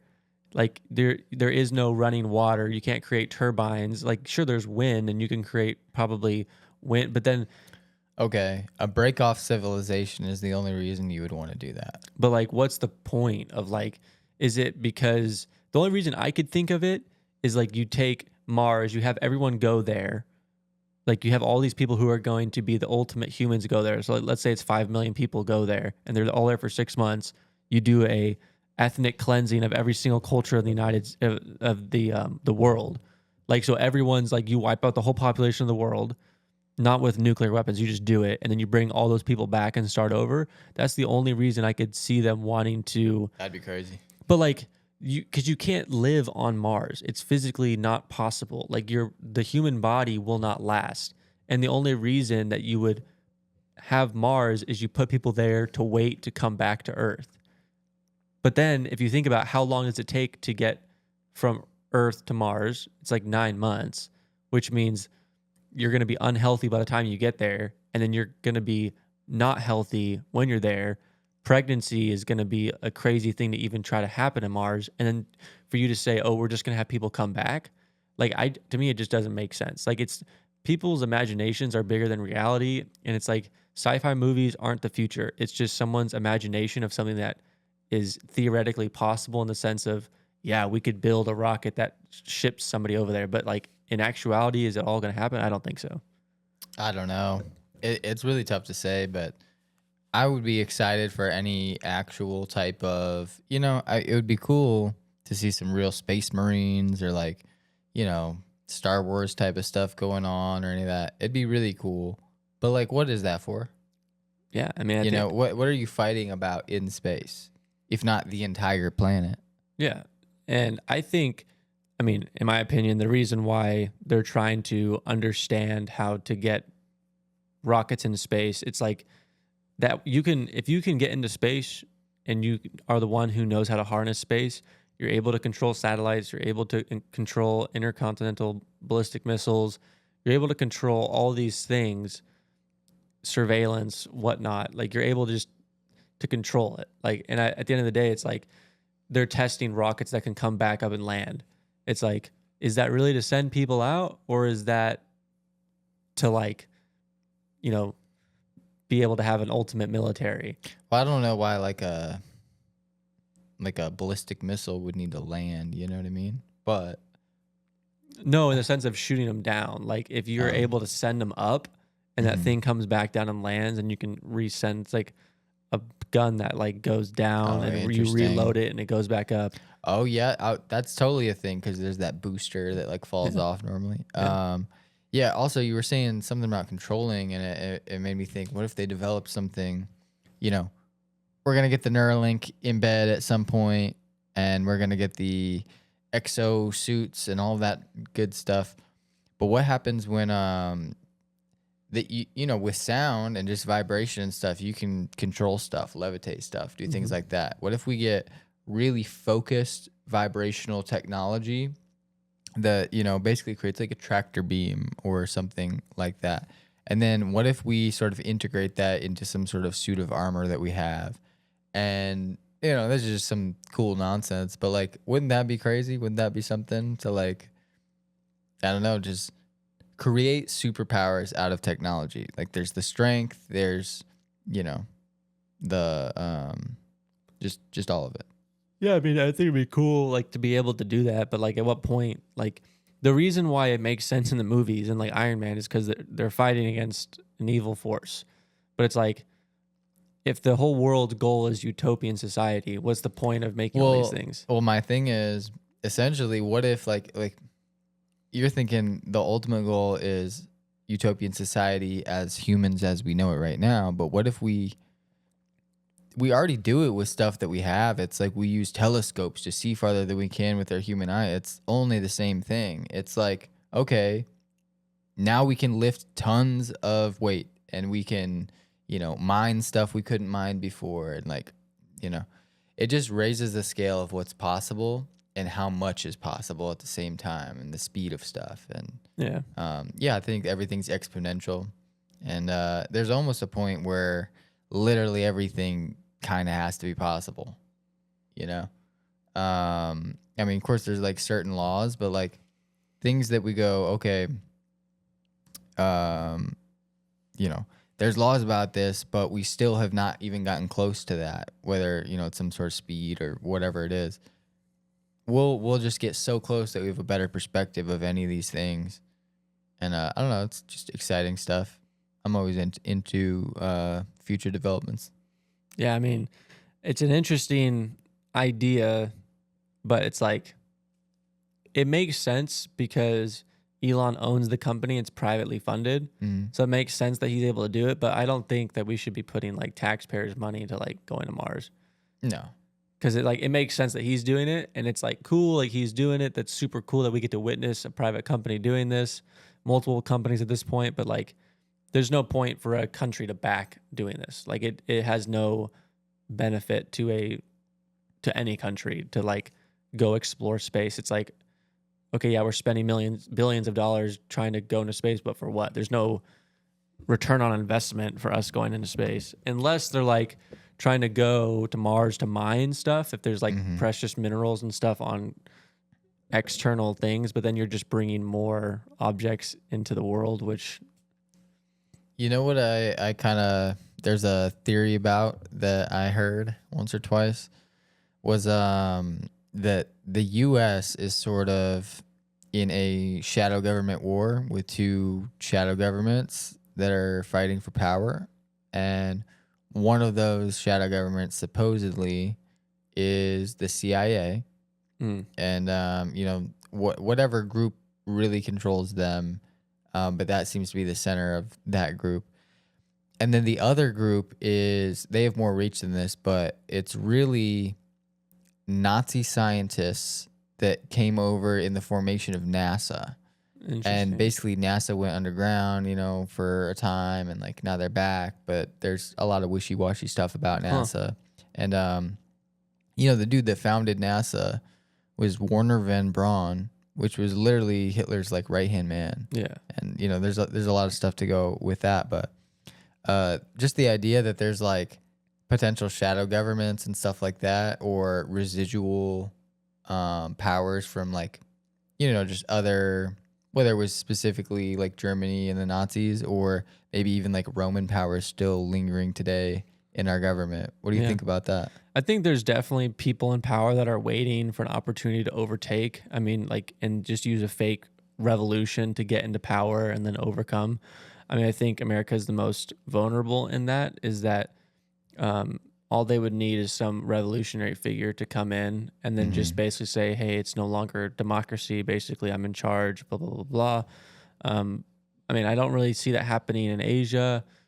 Europe, I can definitely see it happening. I mean, obviously the Vatican's over there. But I think shadow government in the United States, I mean, you could easily see the CIA trying to take over. But at the end of the day, like, what would they take it over and turn it into? I mean, at the end of the day, people just want power. And it's like they just want to form a society where there's power. I mean, I always bring it up, but look at Alita Battle Angel. Yeah. It's literally like you have, or Hunger Games, you have Panem, right? It's like you have this class of people, or Limitless, or not Limitless, you have Timeless. It's like this class of people at the very top, and everybody else just works for them. And it's like that's all that they want. They just want these two societies where it's like, you will never achieve here. This is our utopia, and then everyone down here is just fodder, and they're just like, it's just souls. Who cares? They're just numbers, and then all of them are just working so that way we can enjoy life. And I think that's ultimately like the plan, is they're trying to form this, because this is the idea, right? If you try to form a giant socialist economy, you get everybody to be on the same page, and then you can in a day just split and just say, these are the people who matter, these are the people who don't. You gave us all your power, you gave us all your weapons, you can't defend yourself. Boom, you're done. Like it's over. Like there is no, you don't get to like watch sports or whatever. And it turns into just Alita Battle Angel with just like full poverty, full barbarianism at the bottom, and the top is just like their glorious stuff. And I think that's what these shadow governments are wanting to do, is they want to unite the world and then create this giant entertainment space where it's like everyone at the bottom is held captive by working and being entertained, and then everyone at the top is just, vacation, don't have to worry, just sex, drugs, rock and roll, that whole thing. Like that's what they want at the top, and at the bottom they just want to see people work. Don't you think it's going to be a lot of have you seen that movie Ready Player One? Yeah. The kid in that movie lives in the slums, and it's like, I feel like, yeah, possibly in the future we're going to get so used to all this entertainment and everybody's in VR or something even crazier than that. And like, modern luxuries that we've become used to, it's like we just don't care about those socially as much, and they're just not as available as the interest waivers. And we really just end up becoming this giant slum society where our values are completely in the wrong spot. And then we're always talking about like, we're one step away from blood sport or death race or something like that. And it seems so plausible, but it's such a slippery slope. It's like, I don't know. We need our values, and we need to not be so easily entertained. Because when you're just entertained and you just get addicted and you're looking for that next source of entertainment, somebody else is feeding you. You need to feed yourself. You need to learn how to hunt for things that you need that are going to nourish you. It's like, this entertainment's dangerous. Yeah, I agree. And I think there's a reason that they're feeding you this, and it's to keep you distracted so that way people can get into those places of power and subvert you. It's just the Matrix. It's like there's a reason that they want two classes. They want the class who's distracted, and then they want the class who's just after power. And that's it. Like, and at the end of the day, it's just a giant, what's the thing where people run around in costumes? Cosplay? Not cosplay. It's like not lore. It's like where people go and run around and LARPing. That's literally what it is. It's just like the people at the top just want to do live action role playing, but there's no money, there's no anything. It's just a perfect world, and everybody under them is like slaving away, doing stuff. Like that's literally all it is. But then don't you 100% think like, yeah, there's a complete divide. They think they're special, they're elite, and we're just fodder. They don't care about us. And so then they just don't care about us. We're not even human to them. why would they care about our lives? Why would they care about anything? Why would they care if we die, if we get sacrificed for something else? And then how much entertainment is that for them, you know? But they don't care because they're just obsessed with power. Because at the end of the day, like you get 2 million people who are obsessed with power, then it's just a game. It's like if you watch Timeless, all these guys are gambling millions of years of life. Yeah. Right. It's like that's all they care about. That's the only thing that they have at that point is just the power of all this time that I stole from all these people, and I'm just gambling it. I think power is so misunderstood because people think it's like stuff that gives you power, but I don't know. If you have power, like real power, and we don't know what that is at all. We have zero concept. But if you really had it, that must be a crazy high. And we don't know what that's like. Like we can't even imagine what that's like. But if you had crazy power like that, that's such a high that, you know, it's like smoking meth one time. Like nobody does that. You know, you're going to become addicted, be looking for that thing, and you're chasing it. And so for those people, if they have this crazy power, I think in a sick, sadistic way, they like, I don't know, just any sort of sense of power. And that's where the power that they can have over people is really especially important to them. And making people do things they don't want to do. And like, I think that's honestly the biggest part of all this. You hear about like ritual sacrifices and Illuminati nonsense and Jay-Z this and whatever. I think any of that stuff that really does occur, I think 90% of it is literally just making people do stuff. And it's that sick high that people get over controlling people and then continue to get from blackmailing them. Yeah. You know? So, yeah. Yeah, I mean, you could look at it. I'm not saying billionaires are like this, but you could also look at like, okay, they have a yacht and they have 100 people that they hire and they buy their life to take care of that yacht. And it's almost like having that power to be like, I know that I can buy this thing and these people have to work for me.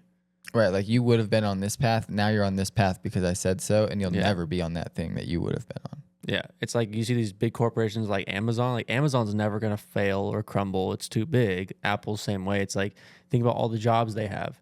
It's like they control that person's life. It's like, we're not going anywhere. And it's either you participate or you leave. So it's like, we're just going to, so it's like at the end of the day, all these, it's just power of making sure that we're successful and you're either going to work or you're going to leave. And it's like, it's just at the end of the day, people like the idea of controlling other people. And that's where power comes from. Yeah. And that's why you see people sending people to die. Like Putin doesn't care about people dying, like his own soldiers. And it's like that egotistical of like, yeah, I can send these people to go die and it doesn't even bother me. Mm-hmm. Like imagine making a decision just over land and being like, yeah, I lost 500,000 people, but no biggie. It's like, that's crazy power, just power tripping, just to be like, I have so much power. I can just have people go die for me. Like, that's crazy. Yeah. It's insane.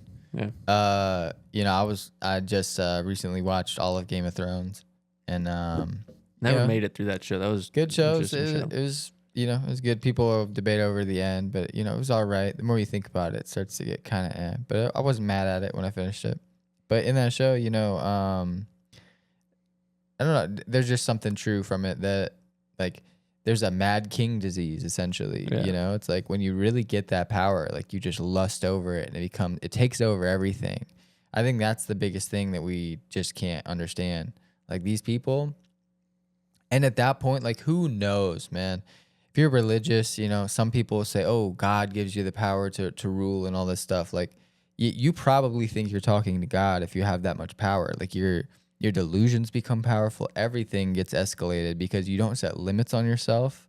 And so your imagination runs wild. Nobody else can check you and things are what you say. So, well, people just start thinking that they are God. Like a lot of people just get this idea of like, well, look how much power I have. Look at all this. Like Putin thinks those people like he's earned that those people will die for him. Yeah. Basically. Yeah. I mean it's crazy. Just like the amount of power tripping. And it's also funny too, because you know, I look at myself, I'm pretty low on the totem pole. Sure. And it's like, it's also comical to see these people fighting over power and just the petty stuff that they do and the remarks that they make and stuff just because they want to be. It's not even that they want to like Trump knows that he's the most powerful person in the world, right? Like if you're whoever's in charge of the United States, the most powerful person in the world. But it's like somebody saying something to him gets him off his rocker. And then he's like, oh, I got to be, I got to remind myself. Like it happens to all the big world leaders. It's like, oh, I'm the one who's powerful over this country. But then someone says something. And it's like, well, oh, and it's like their egos all like That's just go what up. happened to Zelensky, where like somebody said something and then he was like, oh yeah, you know what? Yeah. Yeah. And it's, to me, I need to say something. It's so funny. It's like, you guys are all just power tripping over like, it's like, who cares? Like no one just understands that they're powerful and they just live their life. Like a really good boss, like if there's a private company, a really good boss, well, he knows he's the boss, but he's going to go talk to everybody. Yeah. He's going to go have conversation because he understands there's a team. But then you have that one guy who's like an a-hole and he's just like, I want to make sure everyone knows I'm the boss. Yeah. I want to make sure everyone understands and fears me. And it's like, that's what's like crazy petty to me is like, really, you're that insecure that you need people to like remind you that you're powerful? Like that's crazy. Yeah. I don't know. It's so common, but yeah. I just wish people could not let things go to their head so easily. It's like, you're right. They're not fighting over anything important a lot of the time. And like we were talking about the wars, it's like, even if you get your way or 9 times out of 10, it doesn't make any difference to us. Yeah. And so they're doing all this public stuff and we get so invested in it sometimes and then it's nothing. Like we forget about all this stuff. Yeah. But yeah, I don't know. Kind of glad to not be one of those people arguing over stupid stuff, and I'd rather just be talking about it on the internet. Because, I mean, this is better than somebody that doesn't, just goes with the flow, becomes a product of the environment, doesn't really contribute, just kind of, gets by. It's like, put your voice out there, say stuff. That's the thing right now with the internet. Don't use it for entertainment. Use it to spread what you think, your ideas, and collaborate. And it's also funny because then you get people that will make comments, and it's like, okay, if you have another opinion, you go talk about it. Yeah, but you're too scared to go talk about it because you're insecure about it. You don't want people reading into every single word you say. Like we put out an episode, and you can sit there and listen to every single word we say. Yeah, and it's like some people that scares them. But they would rather be on the outside critiquing you talking than going doing it themselves and talking and sharing their personal opinions. But it's great because people that'll do that, they'll like leave a comment, and I mean, you're not gonna respond to that comment, so they're gonna move on with their life. They're gonna forget about it. They get zero feedback. They gave us feedback. Yeah. We saw with some people's stuff, and then it's like we get to take that into consideration or not, and. But just we get to read it. Like the whole point is like, cool, somebody gave their comment, but that person's not going to go and share their comments with the world. They're just going to be like, oh, well, I'm just going to say something, but I'm not going to share my life because I'm insecure about my thoughts. And it's like, that's what everybody does. Everybody's a commenter, and nobody's like a lot of people are creators, but even those creators are more commentary creators, and you could say that about us too. But like, what I mean is that they're not really thinking for themselves and putting their own thoughts out there. They're just making a piece of prefabricated content that is already an idea. Yeah. And Yeah, it's crazy, man. But I'm glad we get to do this and just share our thoughts. I mean, we had a really deep conversation today, and just getting to like try to piece that together. And obviously none of this is like scripted or written down. Just trying to extrapolate what I even think in real time. It's pretty cool. So yeah, man. Anything else? I don't know. I feel like there's got to be some other stuff going on right now. Like, man, I mean, it's been quiet on the Cash Patel front. Side note, but also, JD Vance. Do you have the whole collection? How many do you have?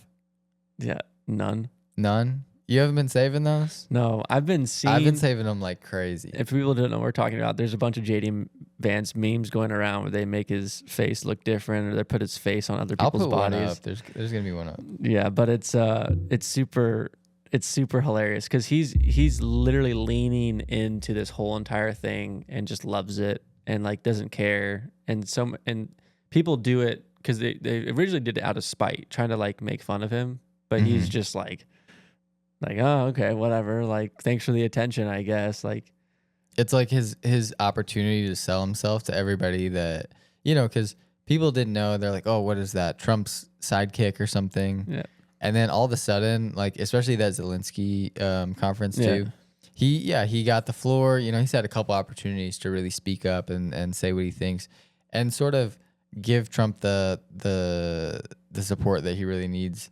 But like, that's all anybody knew. And now through this whole thing, people are, it's not even about politics anymore. Just the meme connects to people. It's like, how can you see all of those smiling faces and all these different ways or just funny things that make you laugh? And it's like, none of them are really like hurtful, or the ones that are supposed to be are still just funny. It all comes off lighthearted and like, it's likable. You like this guy. Yeah. That's all it's doing. And I think it's funny because I feel like, the left and his supposed enemies are the people that like started this whole thing. Yeah. And I think now it's mostly people like his supporters that are, it backfired into everyone loving it and thinking it's hilarious. Like, it is. The same thing happened with Joe Rogan when he was sitting on the ground talking to, was it Conor McGregor or who was he sitting on the ground with talking to? Was it Conor? I feel like it was McGregor, but like everyone used that meme and put it on every single different thing. Right. And yeah. He could have been like, what the heck? That's not funny. But like, he was like, oh yeah, that's hilarious. Because at the end of the day, you got to realize people that are doing this, it could make you look silly and goofy, but people just do it because they care about you. Like they're just showing their respect for you just in a funny way. Just like you would goof around with your buddies and try to make your friend uncomfortable because you love them, but you just think it's funny. But what they've done is like you almost become a legendary figure, and that's how Elon is who Elon is at this point too, is through memes and knowing how to connect with people. But it like puts you in that same category tier. You're like a mythical creature almost if you're like a meme legend, like that smoking doinks and Amish, like that guy. Yeah, everybody knows who that is. He's a legend. I think he died now, but like, he would have been good anywhere, and he doesn't even do politics. But like to do politics, to have some sort of credibility that depends on people liking you, and then to just be, I don't know, good move. I'm glad that they backfired on that one. But just funny stuff. Yeah, I mean, and going back to the cash thing, I don't think we're gonna get anything for a while. I think they kind of dropped the ball. I think they kind of put something out there just to kind of say we talked about it, and I think a lot more stuff's gonna come for sure. But I think just the agenda, they have so much stuff that they're trying to do that I think they're trying to do a little bit at a time, and then eventually it will turn into a lot more. But I think, especially it's such a drastic change from like the previous administration to this administration. And it's like you can't change everything in a day. And I think a lot of people didn't understand that that's politics. They say they're going to change everything in a day. They're not actually going to do that. I know that's politics, but at the same time, it was like transparency is the biggest thing. We were being super transparent. And then now all of a sudden we're not really being quite as transparent. And we need that accountability, just like we want our country to be the one that has real accountability in the world. It's like our government needs to have real accountability to us first before we can do any of that. And we need to hold them in check for like the things they promise, how transparent it is. And, it's a slippery slope because we want to give them a break right now because we would love to hope that, they're just working on putting the Epstein stuff together, and there's something else that's going to come out that, you could spin it all day about how this is going to, equate to something. And then we just don't have that much time. It's like there's a 4-year term. Yeah. That's it. But I think it's also interesting. If nothing comes out, it's going to confirm so much. It's going to confirm that either Epstein was working for the CIA, or he was working for Mossad, or he was working for some giant agency that was like... that runs both of those. Yeah. And so it's like some of the stuff that if we don't find out any of it, it's going to solidify, okay, there's super, super deep corruption that even the people who said they were going to be transparent weren't able to because the system Right. is so corrupt. And I think at the end of the day, it's either you're going to be transparent or you're not, and that's going to tell us that everything's going to be corrupt, that everything is corrupt, and no one's going to trust the system. But guess what? They better have, their cloning stuff figured out, or whatever they're doing, or whatever people theorize about that, because somebody's gonna have to die then, because it's the exact same JFK situation. It's like that's what this is running into, you can't do that. You found some bad truths, and you want to be transparent, and that just can't happen. So I feel like if that's the case, we'll for sure know one way or the other. But yeah, interesting stuff. I wish them all the best. I hope everything goes good. Good progress. Yay, America. Yeah, it's great. Hopefully some prices start coming down soon. I'm waiting on we were supposed to get checks from that mineral deal, but I don't think that's going to happen. So hopefully it happens. I am assuming it's going to happen. They'll probably give Ukraine some security guarantees, but I don't know. Whatever that means. Yeah, who knows? Anyways, we'll find out. I think that's a good place to wrap it up. It's been a good episode, good conversation, and we'll talk about some more stuff next time. See you, everybody. Thank you for listening. Bye.